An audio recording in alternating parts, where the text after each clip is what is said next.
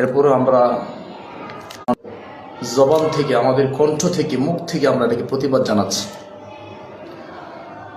মোটামুটি মাসখানেক আগে আমাদের ডক্টর মুজাফফর বিন মুহসিন হাফিজাহুল্লাহর প্রতিষ্ঠান দারুল হুদা ইসলামী কমপ্লেক্সের ইসলামী মহাসম্মেলন শেষ করে কিছুদিন পরে এই বন্ড মুফতি পোস্ট করে যে সকল সালাফি মিলেও জর্দাকে হারাম করতে পারে নাই।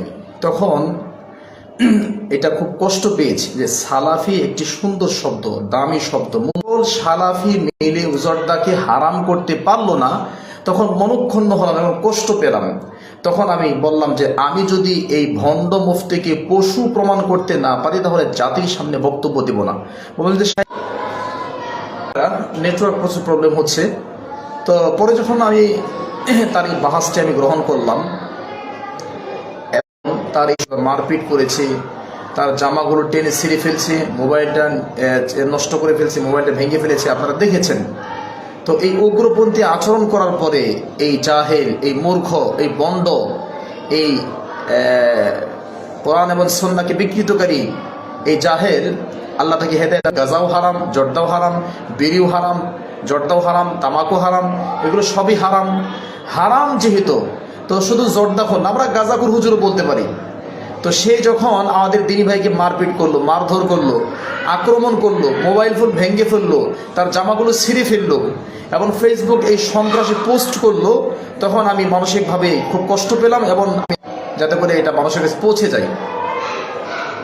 তো আমি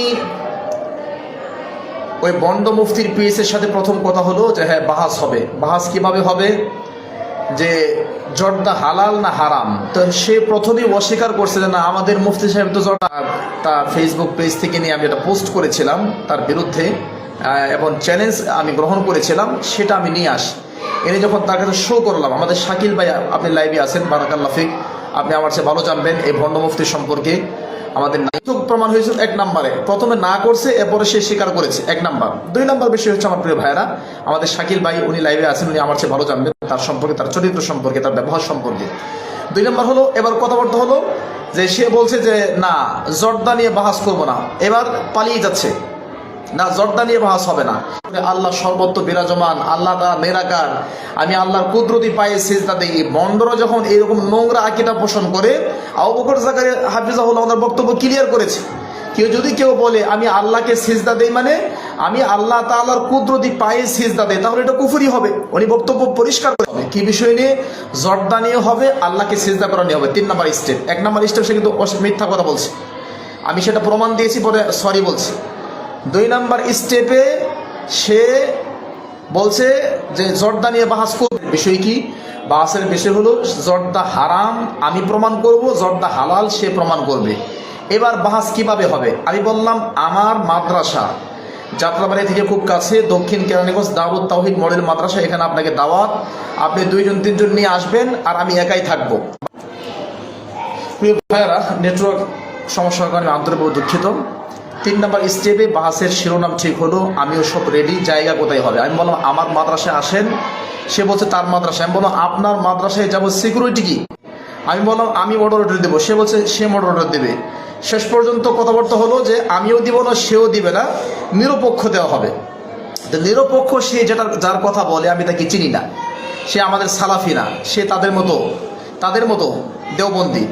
তা আমি বললাম যে আমার পেজ থেকে হলো, আমি আপনাকে 3টা অপশন দিচ্ছি, আল্লাহকে সাক্ষী রেখে সত্য কথা বলছি, আল্লাহ তারা সাক্ষী আছেন। 3টা অপশন। নাম্বার 1, আপনার সাথে সরাসরি বাহাস হবে, আপনি আমার মাদ্রাসায় আসবেন এবং কিয়ামত পর্যন্ত, মানে কিয়ামত আমার মৃত্যু পর্যন্ত, শুধু আপনি নয়, এরকম যত দাজ্জাল মার্কা হুজুর আছে, বন্ড মুফতি আছে, আপনার মতো জর্দাখোর হুজুর আছে, শুধু আপনি নয়, সারা বাংলাদেশের যত, আপনি আমার প্রতিষ্ঠানে আসেন, আমি আপনার নিরাপত্তা নিশ্চিত করবো, আল্লাহি আল্লাহর কসম। এরপরে সে আসবে না। 2 নম্বর অপশন, তাহলে বাহাস থেকে পালাই গেছে। 2 নম্বর অপশন যদি অনলাইনে হয় তাহলে আমার পেজ থেকে অথবা আমাদের সালাফি আহলি হাদিসের কারো পেজ থেকে হবে। ক্যামেরা রাখবেন আর আমি আপনাকে অডিও ফোন দিব, অডিওতে বাহাস হবে। যদি ভিডিওতে আপনি না চান, অডিওতে সেভাবেও সে যায় নাই। আমি আমাদের যে ভাই আছে আমাদের এক ভাই আছেন আল্লাহর বান্দা, ওনার সাথে সবকিছু কমেন্ট শেয়ার করা, অসংখ্য অসংখ্য দলিল। এছাড়া ইবনে মাজাহ মিশকাত 3371 নম্বর হাদিস, ইবনে মাজাহ মিশকাত 3388 নম্বর হাদিস, ইবনে মাজাহ মিশকাত 3390 নম্বর হাদিস, এবং ইবনে মাজাহ 3393 নম্বর হাদিস, এবং সহিহ আত-তারগীব 2700। অথবা আপনার পেজ থেকে হবে, আমি মডারেটর দিব, এ ধরনের কথাবার্তা। এটাতে যখন সে রাজি হয় নাই, 3 নম্বর অপশনে বলছে তাহলে অডিও বাহাস হবে, যেটা সে প্রায় করে।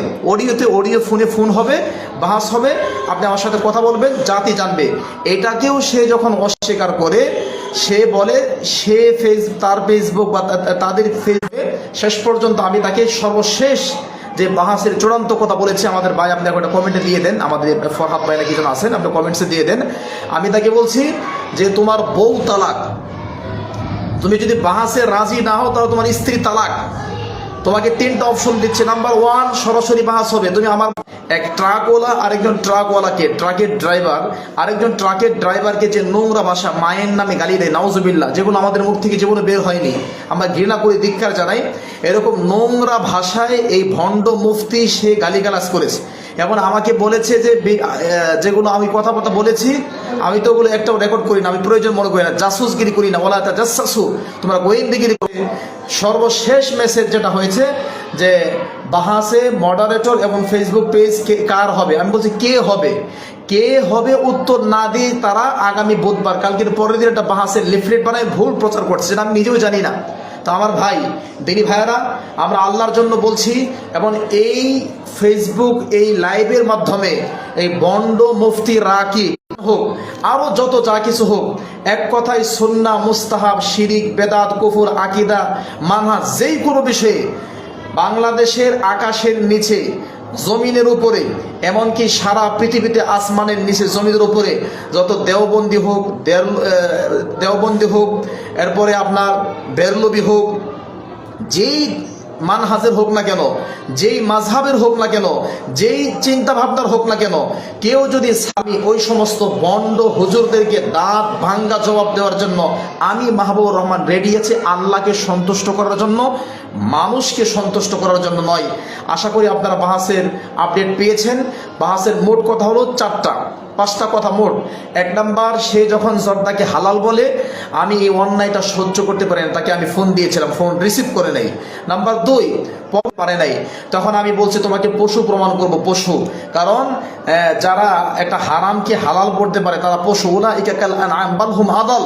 আমি পশু প্রমাণ করে ছাড়বো ইনশাআল্লাহ।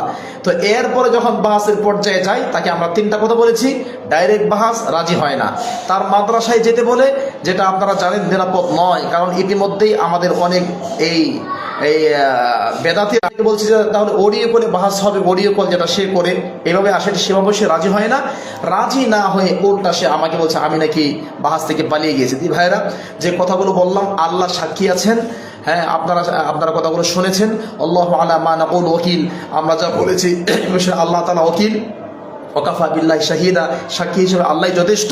লা'নাতুল্লাহি আলাল কাযিবিন, মিথ্যুকদের উপর আল্লাহর লানত।